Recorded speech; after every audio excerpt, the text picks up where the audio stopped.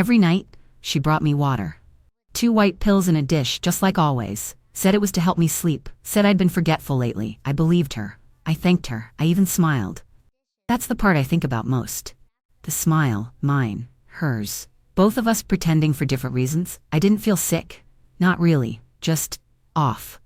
Like the world was a little softer around the edges, and I couldn't quite hold on to it. My hands started shaking more. I'd forget what I was saying mid-sentence. One time, I dropped my tea, and it shattered like ice. She rushed in, told me not to worry, cleaned it up while humming. And all the while I thought, what a blessing she is, staying here, helping me, making things easier. But something was wrong. I just couldn't name it yet. Before I tell you the rest, I want to thank you for staying with me. And also I want to know where you are watching from. And if someone ever looked you in the eye and called it care while slowly taking pieces of your peace, tell me. I want to hear it. My name is Margaret. I'm 78 years old. I was a nurse for 39 of those years, back when you had to chart everything by hand and your shoes squeaked across polished tile floors. I've seen birth and death, joy and heartbreak, and I thought I understood people well enough by now. I've been a widow for 15 years. I still talk to my husband sometimes, just quietly in the kitchen while I make my tea. He was the kind of man who always opened the car door for me, even when we were fighting. We raised 1 child together, and after he passed, I did the rest on my own. That child became the center of my life. Every decision I made circled back to that little face, those small shoes at the door, the lunchboxes packed just right, the stories at bedtime that had to end with the same song, or else there would be tears. We were close, at least I thought we were. We had our little rituals, Saturday pancakes, holiday puzzles, a blanket we stitched together one long winter. There were birthday traditions too, like writing a letter to each other every year instead of giving gifts. I kept all of mine in a shoebox. I don't know where hers went. After I fell 2 years ago, everything started shifting. I had tripped over a cord. Nothing major, but it was enough to make her come rushing in with concern and solutions. "You shouldn't be climbing stairs alone, Mom," she said, taking the groceries out of my hands. "I'll stay a while, help out around the house. You've done enough." At first, it felt like love. She made soup from scratch, bought new curtains for the living room, sat with me during my doctor's appointments. But slowly, little decisions started being made without me. She changed the furniture arrangement, canceled the newspaper, said things like, "Don't worry, I'll handle it, Mom," with a tone that made me feel smaller than I had in years. And I let her. I told myself this is what love looks like when you're older, when the roles start to reverse. I told myself to be grateful. But there's a difference between being cared for and being managed. There's a difference between help and control. I see that now. Maybe that was my first mistake, confusing her presence for protection, her voice for mine, her choices as if they were ours. I let her tuck me into a quiet corner of my own life, and I didn't realize I was disappearing until it was almost too late. For a while, I thought maybe it was just age catching up to me. The world felt a little heavier. My thoughts moved slower, and my body, well, it just didn't feel like mine some days. I'd wake up tired even after a full night's sleep. I'd stand in the kitchen holding a spoon and forget what I was making. Sometimes I'd start a sentence and lose the end of it like it slipped behind a closed door. There were dizzy spells too, quiet ones that came when I turned too fast or stood up too quickly. And there was this strange fog that would settle in by evening, as if my mind had turned the lights down low. I told myself not to panic. I told myself to breathe. I told myself this was just what 78 felt like. But deep down, something wasn't right. Then I noticed the pills. One capsule was a different shade of pink than I remembered. Another had a label that looked like it had been printed and stuck on by someone in a hurry. It peeled when I touched it. I knew my medication by heart. I'd been taking the same heart pills for over a decade. They were always smooth, sealed tight, labeled clearly. But now there were tiny changes I couldn't ignore. When I asked about it, she waved it off with a smile. Said the pharmacy must have switched suppliers, said I was worrying too much, told me to trust her. And I did. At least, I pretended to. One night, I couldn't sleep. The house was too still. I walked into the kitchen to get some water, but I stopped just before the hallway turned. I saw her in the dim light, sitting at the table, reading. At first, I thought it was just a magazine or some old mail. But then I saw the envelope. My will. She was holding it with both hands, reading it slowly, carefully, like it was a story she needed to memorize. She didn't hear me. Not until the floor creaked. Then she folded the pages quickly, slipped them back into the drawer, and turned around with a soft smile. Like nothing had happened. I didn't say a word. I didn't ask what she was doing. I just smiled back, walked past her, poured myself a cup of tea, and said goodnight. But inside, something had shifted.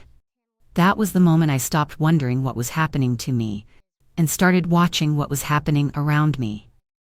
That night changed something in me. I couldn't sleep, not just because of the pills or the fog in my head, but because of the feeling in my chest. Like a hand had reached in and twisted something loose. I lay there staring at the ceiling, thinking about all the times she'd stood over me, smiling while handing me that little dish.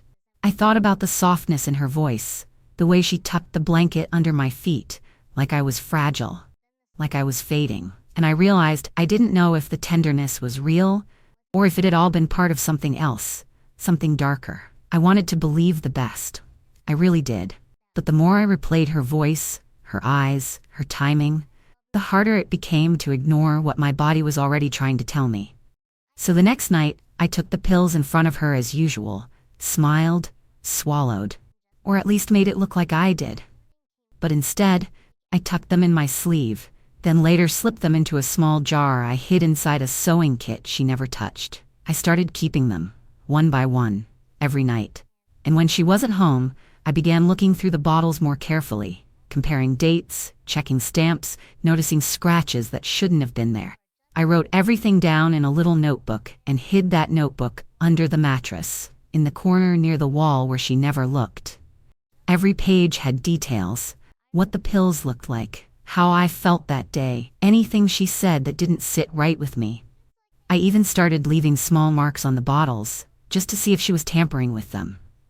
Some mornings, I'd wake up and the marks would be gone. It did something to me, carrying this secret. I didn't sleep the same. I flinched when she opened the door too softly. I stopped humming in the kitchen. I moved slower, not because of pain, but because I was thinking too much, too fast. It's a strange thing, feeling afraid of someone you once rocked to sleep. I kept asking myself if I was being paranoid, if maybe grief was turning me into someone suspicious and cold. But the truth is, I know my own mind. I know when I'm tired, and I know when something is being done to me. This wasn't just age, this was control. Carefully measured, timed, swallowed control. And I wasn't gonna let it continue. Every thank you I said felt like swallowing a lie. But I kept saying it. I kept smiling, I kept letting her think I didn't notice anything. Because sometimes, the only way to survive is to play along. Until you don't have to anymore. And then, I called my lawyer. He answered on the second ring. His voice was warm, steady, the way it always was when I'd called him years ago to help with my husband's estate. I told him I needed a private meeting. No calls, no emails, just paper and conversation. He agreed without hesitation. The next morning I told her I was going for a walk, that I needed to stretch my legs and breathe in some air. She smiled, offered to drive me instead. I declined. Said I wanted to go alone, that I missed the feel of the sidewalk under my shoes. She didn't argue. Maybe she thought I wouldn't get far. I walked slowly, holding my purse close. Every step felt like a small rebellion. When I reached his office, he stood up to hug me, but one look at my face and he didn't ask how I'd been. He just said, "Come in, Margaret." I sat down, hands shaking, then I opened my purse and placed the little jar of pills on his desk. He didn't touch them right away, just stared, then looked at me like he was waiting for the rest. I told him everything, what I'd seen, what I'd felt, what I'd started to suspect. I showed him my notes, the list of dates, the labels, the changes. When I finished, he leaned back in his chair and was quiet for a moment longer than I expected. Then he said, "Margaret, if you'd kept taking these, I don't think we'd be having this conversation next month." I didn't cry. I didn't gasp. I just nodded. Because deep down, I already knew. He told me we needed to act, and we needed to be careful. He suggested we draw up a new will, one that named a different executor, Someone she wouldn't think to check. I gave him a name, a distant niece, my late sister's daughter. We hadn't spoken in years, but I remembered her being kind, quiet, reliable, the kind of woman who didn't ask questions, but knew when something needed to be done. He agreed. We also changed my power of attorney, took her name off everything, moved the most important documents into a separate safe, one she didn't know existed. I paid for it in cash and had it delivered to a trusted neighbor, someone who owed me a favor from long ago. No digital trails, no paper trail. Just a quiet shift of control, back into my own hands. When I left his office, the sun felt different. Sharper, maybe. Or maybe I just noticed it again. I walked home slowly, feeling the weight of the secret I was carrying, but also something else, something I hadn't felt in weeks. Choice. I still smiled when she opened the door. Still let her stir the soup, fluff the pillows, whisper about how lucky I was to have someone like her looking out for me. She thought I was weak, but I was wide awake. That night, after she went to bed and the house settled into that stillness I used to love, I sat at the table with a pen and a blank sheet of paper. I didn't know exactly what I was going to write at first. The words came slowly, but they came honest. It wasn't a letter to her. It wasn't anger poured onto paper. It was for me. A reminder, a promise, a voice I needed to hear in writing because so much had been taken from my mouth. I started with the truth. I wrote, "You are not crazy. You are not old in the way they want you to believe. You are tired because they made you carry too much, not because your years made you weak. You see clearly now. Don't forget what you saw." I sat in silence for a long while after that. Just breathing, listening, thinking. Thought about motherhood, how it held everything I was. How I'd once stitched Halloween costumes by candlelight when the power went out. How I'd skipped meals so I could afford music lessons. How I held her during fevers, scraped knees, heartbreak. How I always came when she called, no matter how far, no matter how late. I thought about the birthdays, the Christmas mornings, the late-night phone calls from college asking how to cook rice without burning it. All those tiny, invisible gifts that I wrapped in patience and love and handed over every single day. And I asked myself, where did that girl go? I raised a girl who loved dolls. I remember watching her line them up carefully and brush their hair, name them, talk to them like they were real. But the woman in my kitchen, she wasn't playing with dolls anymore. She was playing with lives. With mine. I stared at that letter and kept writing. I wrote that I would not go quietly. I would not let my story be tucked into a drawer next to old receipts and forgotten bills. I would not let someone rewrite my ending before I was finished speaking. I didn't survive 78 winters just to be erased by someone I gave birth to. I have seen too much, buried too many friends, walked through too many storms with cracked shoes and sore feet to be undone by a whisper and a pill. I folded that letter and placed it in the back of the same notebook where I'd been keeping my notes. I didn't cry. I didn't need to. I felt clear. For the first time in weeks, my thoughts weren't floating. They were sharp, steady, like the edge of a shovel. And I knew from that moment on that I wasn't just surviving her plan. I was preparing to end it. The letter gave me strength, but it also gave me clarity. I knew now that this wasn't just a misunderstanding or a phase or some slow-moving grief.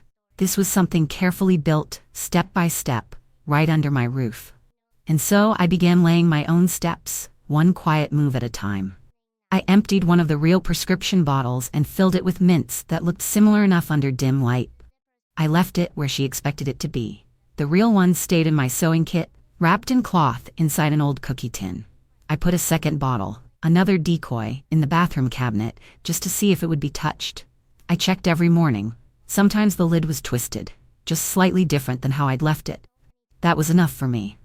Next, I changed the lock on the drawer where my original will had been. I didn't say a word. I just did it. Quietly. Then I moved the real document entirely, placed it in a fireproof envelope inside the new safe my neighbor kept for me in her garden shed. She thought it was for valuables. I didn't correct her. I gave her a pie and said thank you. That's all she needed. I also stopped leaving my bedroom door open at night. Instead, I bought a small camera online, a discreet one. I tucked it behind a stack of old books on my nightstand, angled just enough to catch what happened when I wasn't there. It didn't take long. A few nights after setting everything up, I pretended to go to bed early. I left my bedroom light off, but kept the hallway one on, just bright enough to make it seem like I'd fallen asleep with the door cracked open. I waited in the armchair by the window, barely breathing, listening to the creaks of the house I knew better than my own hands. Then I heard her footsteps, soft, careful, almost loving. She opened the door slowly. I watched her silhouette cross the room, open my drawer, remove one of the bottles, and slide something else in. Her hands moved quickly, like she'd done it before, and then she did something I didn't expect. She picked up the frame next to my bed, the one with a picture of us at the lake, and turned it down, face down, as if she couldn't stand to look at it. The next day I checked the footage, and there it was. Not just the switch, but her voice. She was on the phone in the hallway, whispering too loud to be careful. I turned the volume up and listened more than once. She said, "No, she's not gonna last long. The will's still the same. Yes, I checked it last night. No updates, nothing new." There was a pause, and then I saw it again. That smile. That same eerie, faraway smile I'd seen in the kitchen when she thought no one was looking. Like she was already picturing the ending. Like I was already gone. She thought I didn't hear. But the walls do talk. And this time, they were speaking for me. It was a Sunday afternoon when I decided to check the safe. The old one.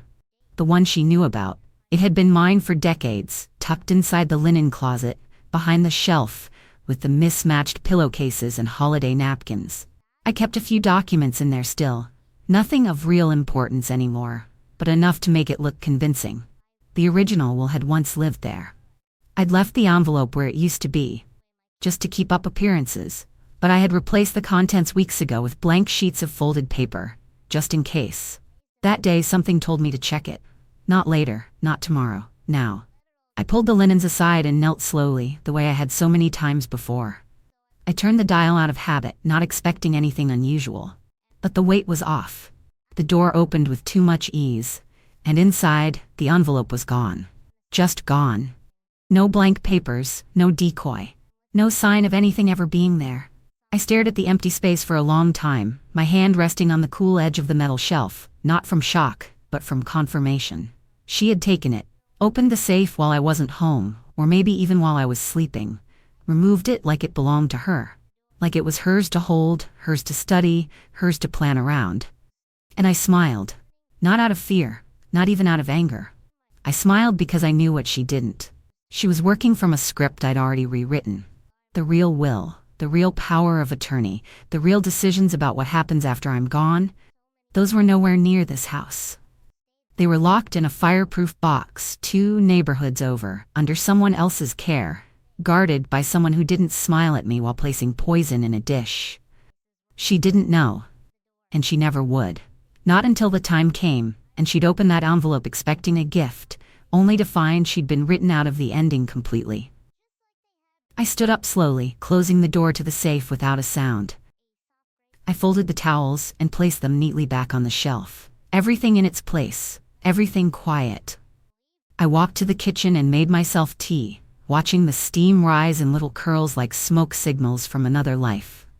She came in a few minutes later, chatting about something she'd seen on television, laughing like we were 2 friends sharing the day. I stirred my tea and nodded, every movement deliberate, every glance measured. She thought I was softening again, that the pills had done their job, that the fog had returned, but I was clearing, sharpening, preparing. She wanted to bury me quietly, with paperwork and silence and just enough sweetness to make herself look like the grieving one. But I wasn't the one fading. She was, and I was about to bury the lie. I waited 2 more days. I wanted the moment to settle in right, to make sure she felt comfortable again, sure of herself, certain that everything was falling into place, just the way she imagined it. I softened my voice.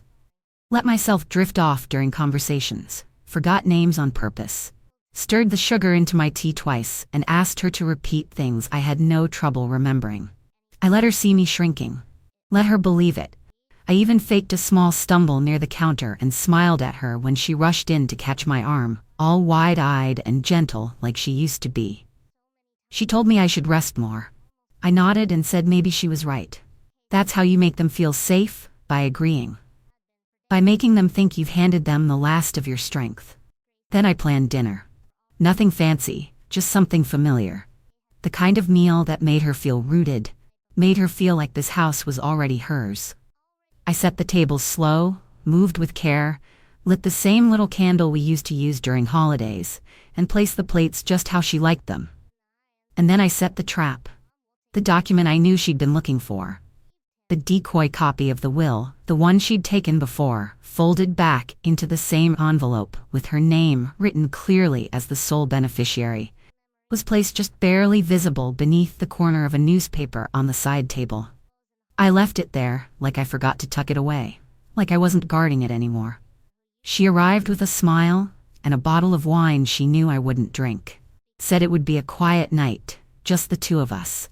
I offered her a seat, told her I'd be back in a minute, that I needed to rest my legs before dinner. I left the room without looking back, but I didn't go far. I stood just down the hallway, where the wall opened just enough for me to see the edge of the table, and her. She waited a moment, then reached for the paper like it had called her name. Slid it slowly out from beneath the paper, unfolded it with care, and read it like she had before. And there it was again, that smile. Soft, greedy, full of some future she thought she had locked in. She traced the page with her finger and folded it slowly, taking her time, as if savoring it. She didn't know I was standing behind her. I stepped into the room and said her name. She jumped, spun around, guilt rushing to her face faster than any apology. I didn't raise my voice. I didn't curse or accuse. I just looked at her and said, "You've been rehearsing this for weeks. But whatever you're planning, you're already too late." She opened her mouth to explain, to spin it into something harmless, but I didn't let her. I reached into the side drawer, pulled out the small black box that had recorded every night she entered my room. Every time she replaced the pills, every whisper on the phone she thought no one heard. I held it up and said, "That's what a real will looks like. And now, you're on record." She stood frozen for a moment after I held up the camera, as if the weight of everything she had done finally caught up to her, but not with remorse, only fear. She started to speak, tried to twist her face into some version of regret, but it was too late for that. I didn't need her apology. I didn't even want it. I turned away from her slowly, walked to the front hallway, and opened the door. The officers were already waiting. I had called them earlier that day, said I needed someone to check in, that I felt something was wrong. I didn't give many details, just enough to bring them to the door. That was all I needed. When they stepped inside, they expected to find a confused woman, maybe frail, maybe nervous, maybe unsure. But I stood straight. I looked them in the eyes. I didn't stutter. I didn't shake. I told them I had something to show them. I walked them to the table, lifted the lid from the container that held the pills I had been collecting, showed them the notebook with dates and times and symptoms I had written down in my own hand. Then I brought out the camera, played the footage slowly, scene by scene, the sound of her voice saying things no one ever expects to hear from their own flesh and blood. They listened. They asked questions. They looked at me differently after that, not with pity, but with respect. One of them asked me if I was safe that night. I nodded and said yes. And then they turned to her. She tried to laugh it off at first, said I was confused, said I was always writing things down that didn't make sense, always worrying too much. She said I'd been acting strange lately. Then she reached out, tried to hug me like nothing had happened, like we were just in the middle of some family misunderstanding. I didn't move. I didn't flinch. But I didn't let her touch me either. That hug used to mean safety. Now it felt like poison. So I stepped back, quietly, without a word. The officers asked her to come with them. She didn't argue. Not right away. Just stood there blinking like she hadn't really believed this would happen. Like all of her planning hadn't accounted for me still being strong enough to fight back. They walked her out gently, no handcuffs, no shouting, just the sound of the door closing behind her. And then I was alone in the house. But it wasn't silence I heard. It was something softer. Something cleaner. A stillness that didn't feel like sorrow anymore. It felt like truth, like breath, like standing on my own floor in my own home without pretending. The next morning I stood by the front door, with a new set of keys in my hand. I watched as the locksmith removed the old hardware, each twist of his tools pulling out what no longer belonged in this home.